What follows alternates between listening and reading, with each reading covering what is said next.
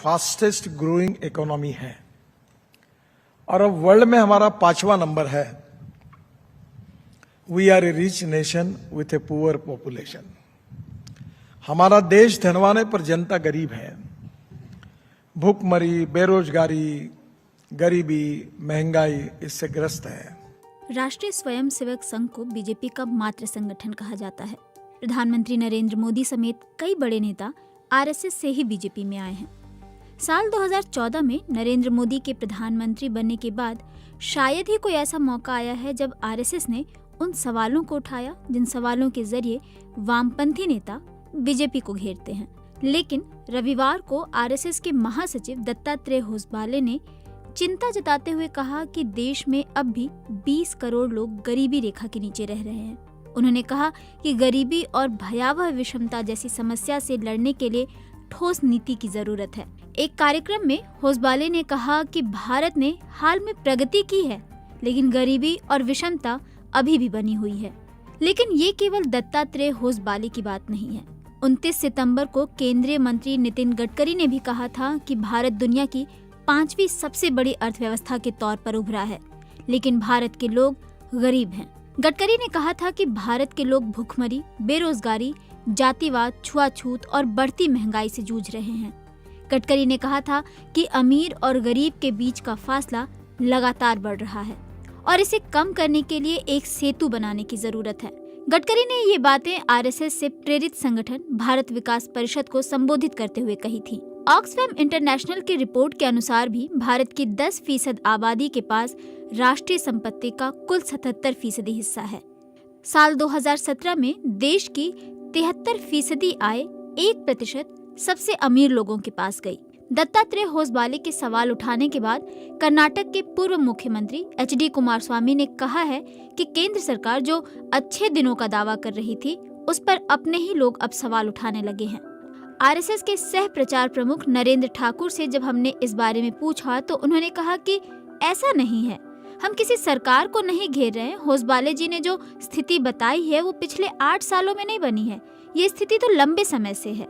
हम ये कहना चाह रहे हैं कि हर काम सरकार ही नहीं कर सकती, हमें स्वावलंबी बनना होगा, ग्रामीण अर्थव्यवस्था को पटरी पर लाना होगा, खाली होते गांवों को रोकना होगा। सरकार कोई भी रहे, लेकिन हम राह तो दिखा ही सकते हैं। A N Sinha Institute of Social Studies में अर्थशास्त्र के प्रोफेसर रहे डीएम दिवाकर कहते हैं कि साल 2014 से 2019 तक नरेंद्र मोदी ने सपने बेचने का काम किया, लेकिन अभी असल चुनौतियों का सामना करना पड़ रहा है। आरएसएस या नितिन गडकरी की ओर से असहज कर देने वाली बात आती है तो इसे मतभेद के तौर पर नहीं देखा जाना चाहिए। उनका कहना है कि ये बीजेपी की रणनीति का हिस्सा है कि विपक्ष जो सवाल पूछे उसे अपने ही लोगों से पूछवा लेना चाहिए। भारत की अर्थव्यवस्था मुश्किलों में समाती दिख रही है और 1 साल पहले की तुलना में व्यापार घाटा 19% से ज्यादा हो गया है।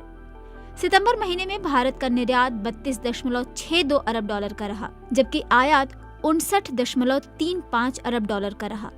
आयात का ये डेटा 1 साल पहले की तुलना में 5.44% ज्यादा है। सितंबर में भारत का व्यापार घाटा 26.73 अरब डॉलर रहा। सितंबर महीने में ब्रिटेन को पीछे छोड़ भारत दुनिया की 5वीं बड़ी अर्थव्यवस्था बन गया था, लेकिन इस उपलब्धि को लेकर भी कई तरह के सवाल हैं। एसडीआर की वैश्विक रैंकिंग में भारत 2020 में 130वें पायदान पर था और साल 2021 में 132वें पायदान पर आ गया है। साल 2021 में भारत के एचडीआर में 1.4% की गिरावट आई थी, जबकि वैश्विक स्तर पर यह 0.4% थी।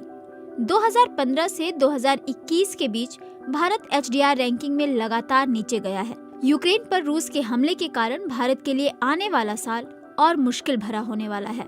ऊर्जा मामलों के विशेषज्ञ नरेंद्र तनेजा कहते हैं कि दिसंबर से G7 देश रूस के तेल पर प्राइस कैप लगाने जा रहे हैं। ऐसे में भारत के लिए रूस से सस्ता तेल खरीदना और मुश्किल होगा। लेकिन भारत की अर्थव्यवस्था में क्या सब कुछ खराब ही चल रहा है?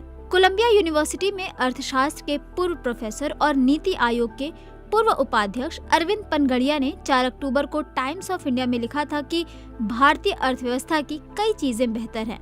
उनका कहना है कि साल 2027 से 28 तक भारत दुनिया की तीसरी सबसे बड़ी अर्थव्यवस्था बन सकता है। पनगड़िया के मुताबिक इंफ्रास्ट्रक्चर में भारी निवेश किया जा रहा है। यहाँ तक कि कोविड संकट के दौरान भी भारत की अर्थव्यवस्था बिखरी रही। भारत अपने सभी बड़े कारोबारी साझेदार देशों के साथ मुक्त व्यापार समझौता कर रहा है। इसके साथ ही निजीकरण की प्रक्रिया भी तेजी से चल रही है। कोविड-19 महामारी, यूक्रेन पर रूसी हमला और चीन के विस्तारवाद के कारण वर्ल्ड ऑर्डर बाधित हुआ है। मोदी इसे मौके के तौर पर ले रहे हैं और भारत को अपनी शर्तों पर स्थापित करने में लगे हुए हैं। कई देशों के साथ भारत ट्रेड डील कर रहा है। भारत के पास बड़ी युवा आबादी है। इसके साथ ही भारत टेक्नोलॉजी इंफ्रास्ट्रक्चर बढ़ा रहा है। भारत को चीन के काउंटर के तौर पर भी देखा